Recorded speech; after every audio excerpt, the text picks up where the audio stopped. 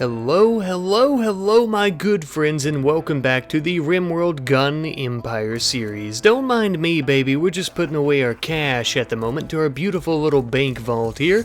Not gonna lie to you, we're gonna be starting off hot today with some research into fusion bomb technology. Now, I'm sure you could probably guess, but fusion bombs are a much larger and more powerful type of nuclear warhead, as they are the tier above large nuclear warheads and are actually the top tier of this type of bomb. Yes indeed, it doesn't get any bigger or more powerful than fusion bombs, baby. I can't wait to drop them on some of our enemies. Speaking of which, I think I want to also start out today with an attack against the MDM. We're actually going to be attacking one of their bases from the Citadel using the troops and what little bit of an army we actually have there, but we are sending Commando Jr. and Richard over there for reinforcements. Now, of course, you may be asking me, Ratnide, isn't it extremely dumb, reckless, and or foolish to only be sending 2 soldiers as reinforcements for an entire raid against an MDM base? Well, yes, and I'm going to do it anyhow because I do have a little bit of an ace up my sleeve, but you'll see that in just a moment when we actually begin our attack. As for now, we have a lot of packing that must be done before we actually begin the attack. We need to pack plenty of food as the journey is quite long throughout the hills of the temperate forest here in the Outlands.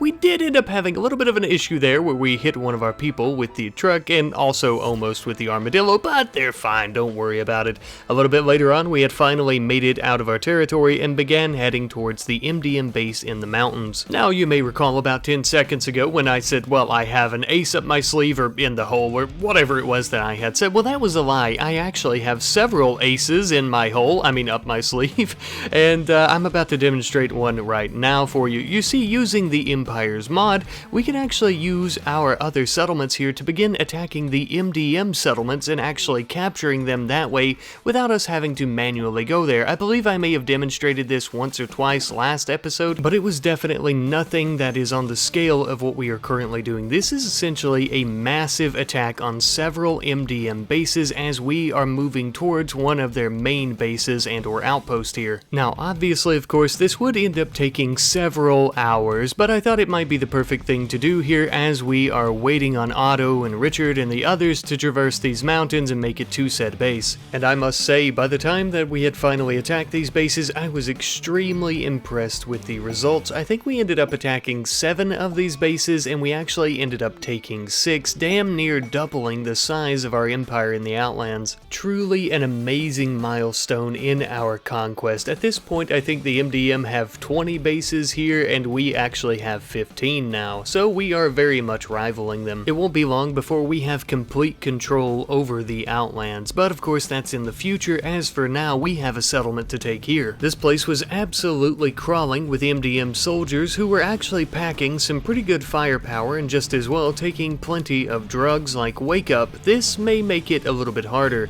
Something else that may make it harder is this massive tank that they've seemed to have refurbished, anticipating our arrival possibly. But now I activate my trap card as drop pods began falling from the sky into the city of the MDM. I had called in reinforcements from our surrounding settlements, just whatever they could spare, of course. Our makeshift mercenaries here wouldn't be able to take the city on their own, of course, but they would be able to distract the enemy long enough for us to begin bringing in our trucks, our soldiers, and the armadillo. Most importantly, of course, giving us the opportunity to move in as the MDM tank was distracted, an opportunity we didn't plan on squandering. I will say though, it was around this point that I think I realized I may have underestimated our enemy just a little bit. I attempted to try and run them over several times with the armadillo and fire at them with the cannon. Unfortunately though, the armadillo had been pinned down and it actually ended up getting destroyed.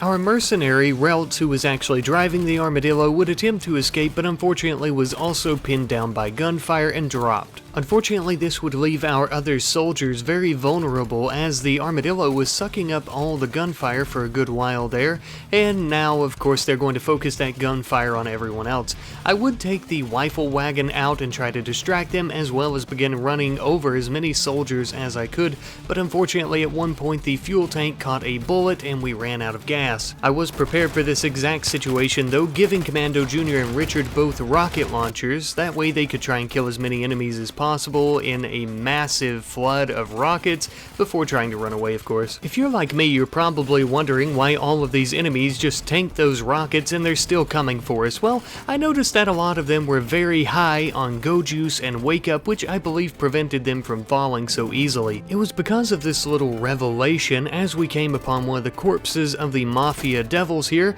I decided to have Otto take some of his wake up in hopes that it would actually help us out a little bit. Whether or not this actually made any significant difference during the battle, I don't know, to be honest with you. It may have been a lot better if it were go juice, or of course if we had enough for all of our soldiers, but we would continue pressing on and fighting the good fight deep into the rainy night. Speaking of which, the weather and the darkness of night really did not make this battle any easier. It was so hard to see through the thick rain and just the darkness away from their base where there was no light.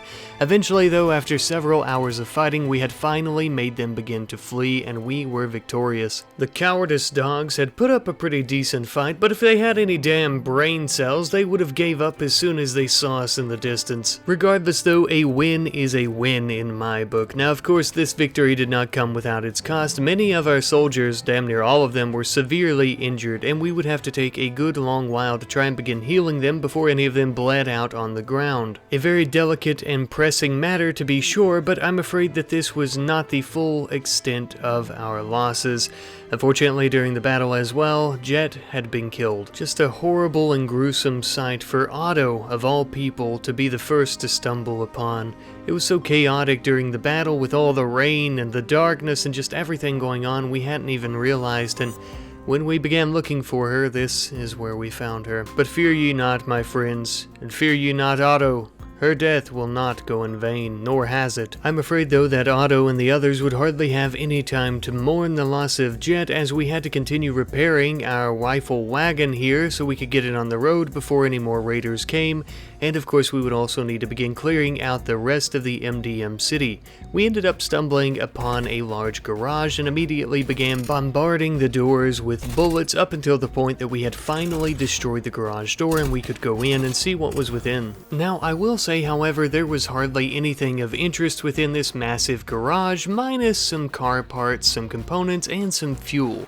Now the fuel of course would be mighty handy as we were getting ready to leave, which we ended up doing about a day or so later after we actually repaired the rifle wagon and loaded up all the resources we wanted to take back home, along with our injured and fallen companions. However though, as we were making our way back home, we ended up receiving our very own raid from the Mountain Devils. Oh, those rascally little bastards trying to catch us off guard while we're out traveling, are we? It's a good thing that we upgraded our defenses last episode. You know, with that being said though, we only have two of our people here, one of which is Dan here, who is actually an enslaved MDM soldier himself, so fingers crossed he doesn't double cross us and shoot us in the back of the head. Thankfully for the moment though, it would appear that his loyalties are in line and he would actually help Sinov here begin fighting off the attackers alongside our mighty turrets, of course. And in the end, it did seem that their combined efforts were enough to stop this small but albeit powerful raid, sending these silly impids all the way back to their filthy mountains to cry to their mamas. However, not all of the impid raiders here were turned into Swiss cheese. One of them was only partially turned into Swiss cheese, so we had Dan begin taking him back to our makeshift hospital, and we would actually begin using it as a prison once more to try and recruit this fella.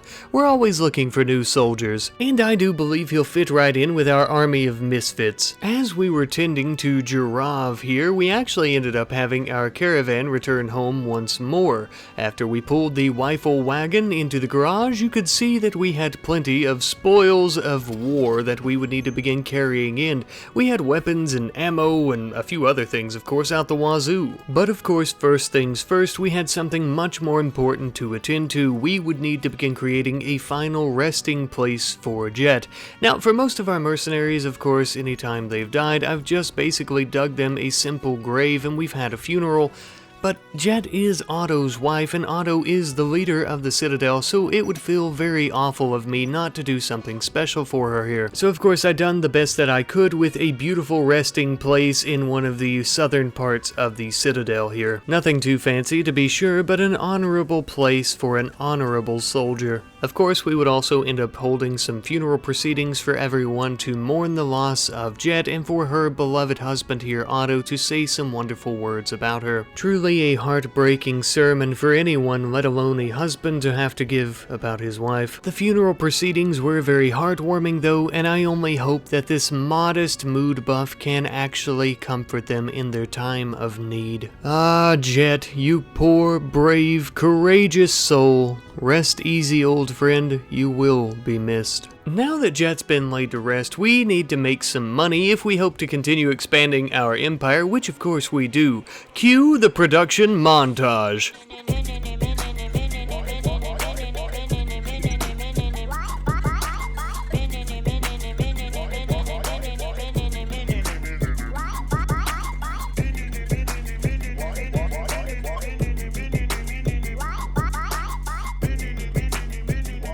Oh yeah, now that's what I'm talking about. We love a good production montage around these parts, almost as much as we like selling all the things that we end up producing during the montage. Now we just need to get it all loaded onto the plane. The Trinity plane, I should say. Such a wonderful name, demands respect, of course.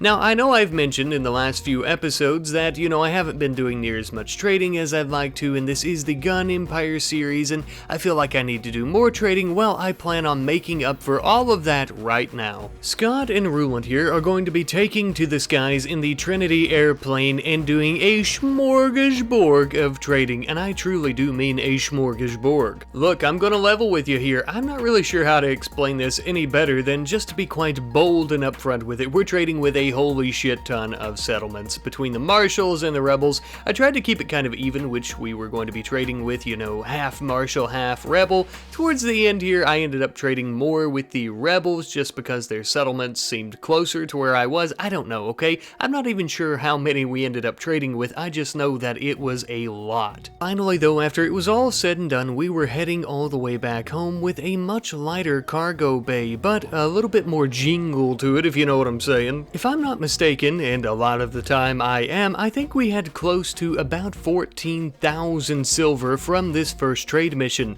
Now, Rat Daddy, first trade mission, what does that mean? Oh my poor, naive, lovable, probably handsome audience member. I am not done trading. This is just the very beginning. As I'm sure you probably remember, we still have a very, very large stockpile of weapons and ammo and fuel and all kinds of great shit that we can sell over at the Citadel as well. So we actually ended up loading those into the Weifel wagon for a good bit of trading with the Outlanders. Those of you with an observant eye probably noticed that every time I do trading down here in the Outlands, I almost always send out Commando Jr. to do it for us. There's a few reasons for this. He's kind of like our Scott of the Citadel, of course, but he has a really good social skill, and as a former member of the MDM, he has many connections down here. And of course, it doesn't hurt that his father was a Duke in the MDM, a title and rank that carries a lot of respect along with it, and plus I like to send him out because it's basically spitting in the face of the current MDM leaders.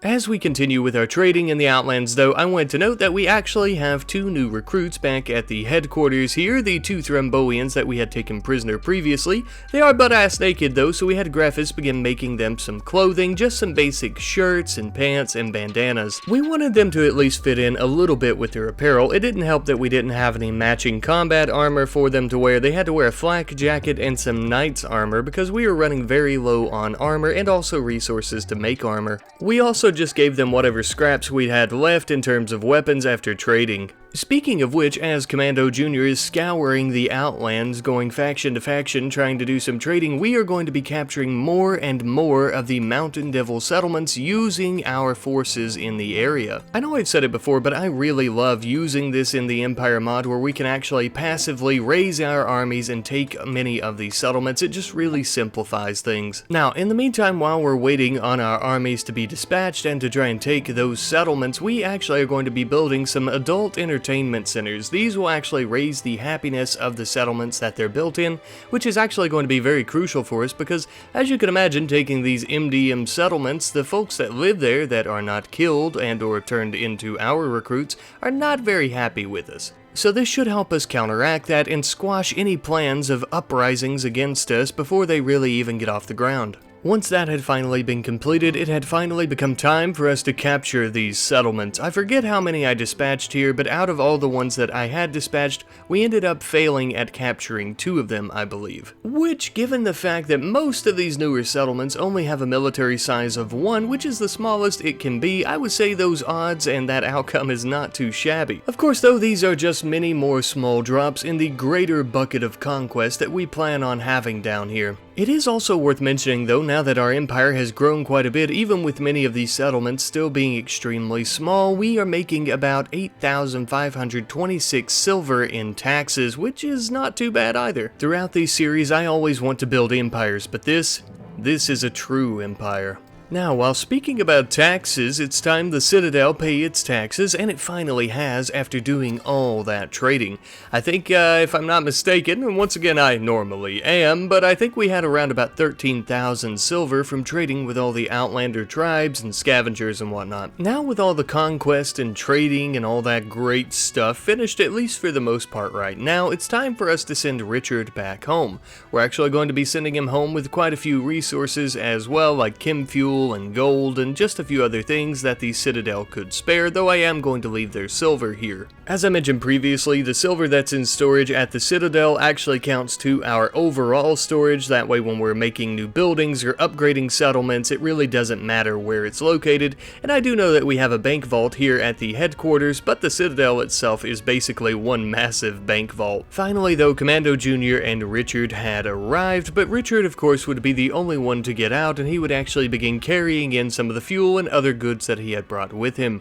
Ah, it feels so good to be home. Commando Jr. though, as I mentioned, isn't going to stick around. He's actually going to immediately fly back to the Citadel as he's needed there. Just after that though, we ended up having some wonderful news. Downs has finally finished her tedious and very extensive research into fusion bombs, allowing us now to be able to create a fusion warhead. As I've mentioned, the largest warhead available. Much more powerful and destructive than anything we've ever seen, than this world has ever seen. Not too long thereafter, we noticed a mining work site not far from our home base. It would appear that the Mountain Devils may be moving their operations out west towards Marshall-controlled territory. Obviously, of course, because we are conquering the Outlands, but also most likely due to the pressure they're feeling from the rebels cracking down on criminal organizations such as theirs. Well, this is a job for the S&R Rifle Company if I've ever seen one. It will finally be nice to let the Demon Hunter Mark II go out and get its very first taste of blood as well.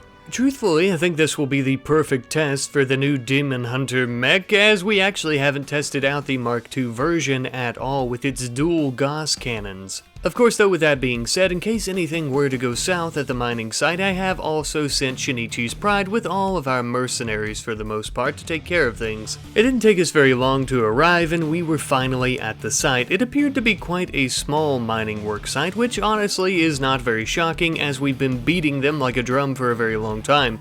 However, their soldiers here were actually very well armed with very large weapons and some pretty heavy armor as well. However, as impressive as they were, the majority of the forces here did appear to simply be some miners with nothing more than a pickaxe in their hands to try and defend themselves. So if we could take out the large guards, it wouldn't be much of an issue. I did notice that a handful of the miners here were actually enslaved peoples as well as enslaved children, so we'll have to watch for them during the battle to try and ensure we don't stop them by accident. But we began very quickly bringing Shinichi's Pride as well as the Demon Hunter nearby the mining site. I'm going to leave Shinichi's Pride here for the moment and just stay with the Demon Hunter alone. You know, normally during these battles I'll do a lot of talking and explain what's going on, but I think this time I'm going to let the Demon Hunter Mark II speak for itself.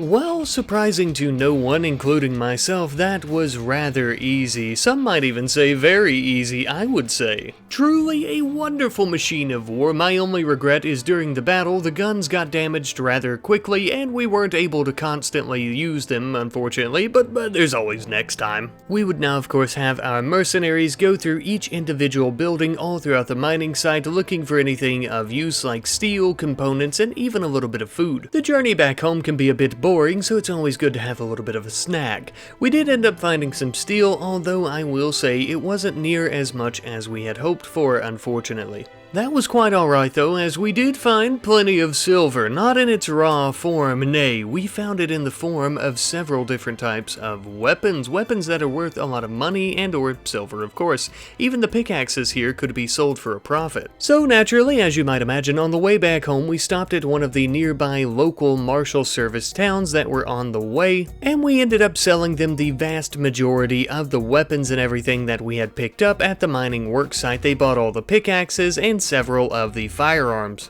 And with that finally completed, it was time for us to drive all the way back to home base. I have to say, using the Mosquito and the Trinity plane here lately just so often for our trading, it does make me a little bit bored having to drive these long distances, and so I have a hard time having to sit here and watch it. Lucky for me though, I wouldn't have to be bored for too long as we had all of our taxes arrive back at the home base, so now we have to try and haul all these into our bank vault. Something else I decided to do to try to satiate my boredom as well as my impatience is begin conquering more of the Mountain Devil settlements out in the Outlands. Once again dispatching several of our militias of mercenaries to go out and conquer new territories for us.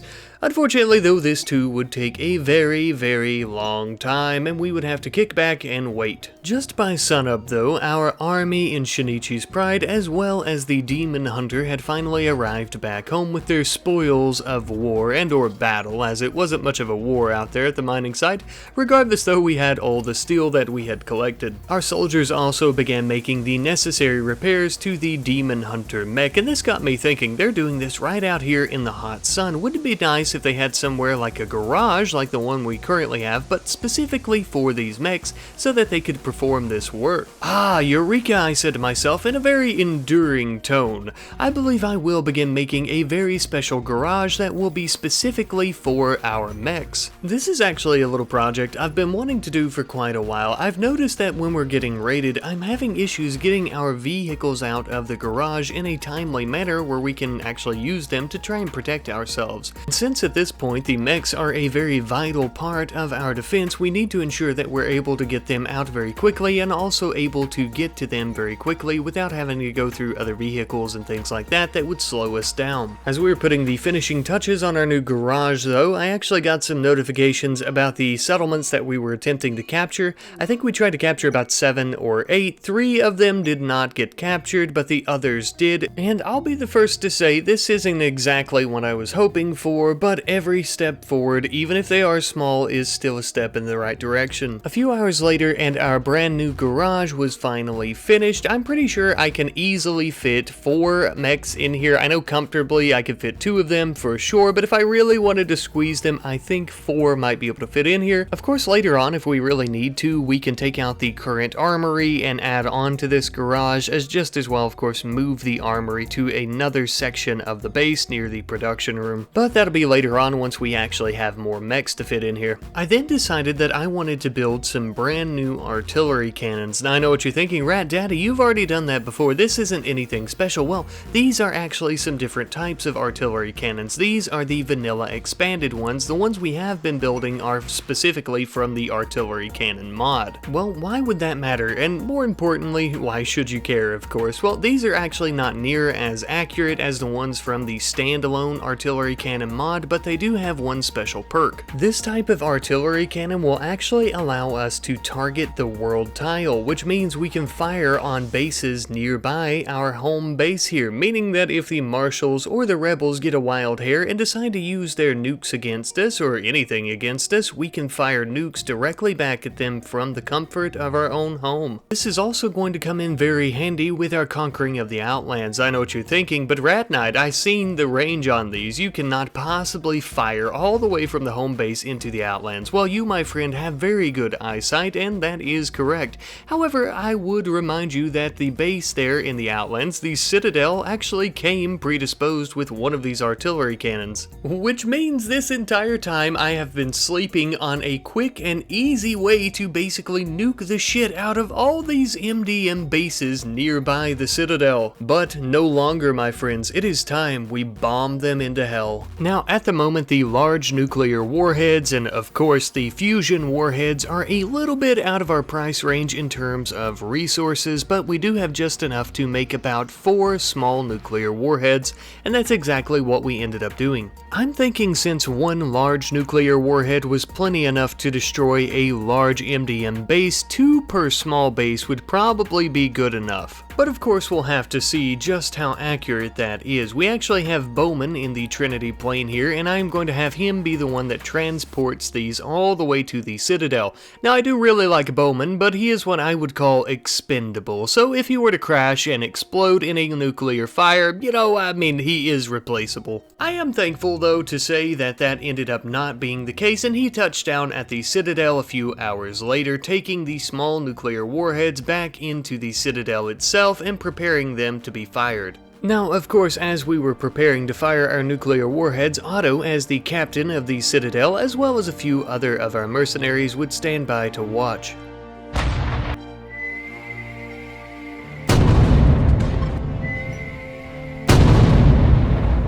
Well, those are quite small, but they pack one hell of a punch.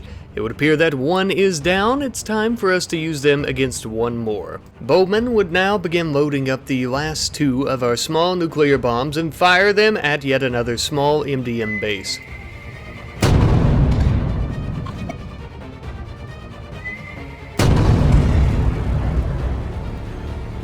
Well, now, I believe that has indeed done the job. Perfect. We are now 2 less filthy Mountain Devil settlements, leaving them only with a measly 8 settlements left. Oh, how the mighty have fallen. I did specifically mean to target those 2 small settlements because I knew that I really didn't want them anyhow, as they weren't going to earn us any money. Not to fear, though, there is still plenty of suitable settlements left. Now, with our mission being a complete success, though, we can finally send Bowman all the way back to HQ to report on how well it went. As Bowman was flying off into the sunset, though, we ended up having a bulk goods trader come from the Outlands. It would appear to be an Impid tribe. If memory serves correct, I do believe that this tribe is referred to as the Baggish. I recognize the name of their chief, Chief Ratarl. This tribe, as many of the newer tribes, is made up of freed Impid slaves from the rebellions and what have you. It looks like they're doing pretty well for themselves as well. I do notice that they actually have a few slaves among them, but these appear to be ex-martial service soldiers. Oh, how the turntables turn.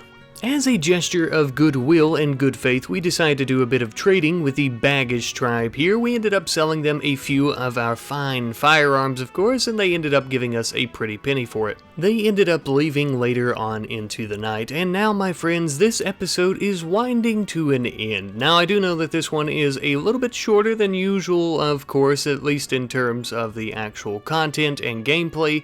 I do want to talk here at the end, though, about my plans for the series, and I'm just going to break it to you. I think I am going to be ending this series, at least this season of this series, next episode. I know that may upset some of you, and I apologize if it does, but I feel like we're very close to achieving our goal of taking down the MDM. I mean, we only have a handful of their settlements left, so, I mean, there's really no reason to continue. There's a lot more we can do, and I do plan on doing that, of course, but I think I'm going to do this series in seasons. Now, in terms of our RKRU series, like the Logging Empire, Mining Empire, Farming Empire, you know, Empire, I've never done any of these series in seasons. It's always been one series, you know, one empire, and then we move on, but I'm really enjoying this one, and you guys seem to be as well. You know, I'm really loving it, and I'm just having a lot of fun with all the mods and everything that we have here, and the characters and the empire that we're creating. So I do think I want to do this as our first season, and then, you know, of course we would move into season 2 at some point. Now, I've been considering this for a little while. One of the big driving factors, I'm sure you guys have seen, I'm sure you know, that the 1.5 update is actually coming out for RimWorld here shortly with a new DLC, and I want to finish this series up before then. I know I have like a month or something like that, but I also want to try to work on a few other projects before the update comes out. So I think that's why I'm going to be ending Season 1 next episode with the conquering of the MDM. And like I mentioned, I do apologize. You know, I apologize for such short notice on that. I also kind of have a fear that when 1.5 comes out, it's going to break all the current mods that we're using, unless we stay in 1.4, of course. But a lot of them still won't be compatible with the new DLC for quite a while, so it'll be good to take some time away from the series and then come back later, which is what I did originally with the RKU, but of course I don't plan on taking almost an entire year break from this series. It'll most likely just be a few months as we work on some other series and videos and stuff like that. So I hope you all understand, and I love you guys ever so much. Thank you guys ever so much for watching today's episode. I really appreciate you, and I appreciate your support as always. I will see you next time. Goodbye.